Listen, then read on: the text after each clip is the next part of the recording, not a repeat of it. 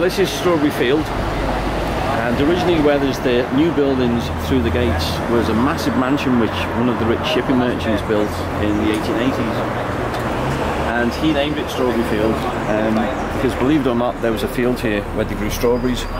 Don't say we're not clever in Liverpool. And it was a lovely mansion, big grounds, and these were the grounds that John and his friends used to come and play. Now, John didn't know this entrance that well, because he would climb over the wall at the rear entrance to the grounds just behind Mendips. Now, what happened was, when one of the owners of the house died, they had no children. When the lady died, she left the house and the grounds to the Salvation Army. So in the 1930s, the Salvation Army opened it as an orphanage, originally just for girls, and then by the 50s, boys as well. And so when John and his friends were playing here, this was a Salvation Army orphanage and children's home.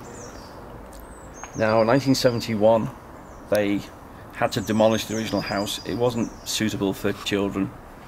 It needed so much work. So they demolished that, sold off part of the land, and that funded the new buildings in there, which became the modern Strawberry Field Children's Home. And that was going until about 6-7 years ago, when, as a national thing, children's homes closed. And so it's been closed as a children's home for a number of years. The Salvation Army do still own it. And in fact, not long after John had died, Yoko brought Sean over to Strawberry Field. And I think it was in the early 90s that they were struggling a bit for cash. And Yoko just said, "What money do you need? I'll give you what you need." And she made a very generous donation. So again, for Liverpool point of view, Yoko has supported the Beatles' legacy in Liverpool. And so hopefully the original gates will be back soon. They were damaged, were getting rusty, so they've been restored. So there's replica ones at the moment. But there are plans to have a permanent Beatles site here, as a, hopefully with the original gates, and a visitor centre maybe.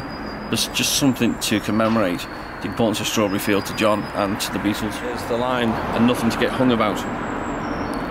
Now, when you ask most people, what does that mean to you? Well, you think it's about not having hang-ups, things like that. Actually, it's a very, very British thing, because up until 1964-65, the ultimate capital punishment in this country was to be hanged. So when John was in trouble, often for playing in these grounds, and he got home, Mimi would tell him off, "You've done this, you've done that, you've done that, you've done that." And he said, "Yeah, but it's nothing to get hung about."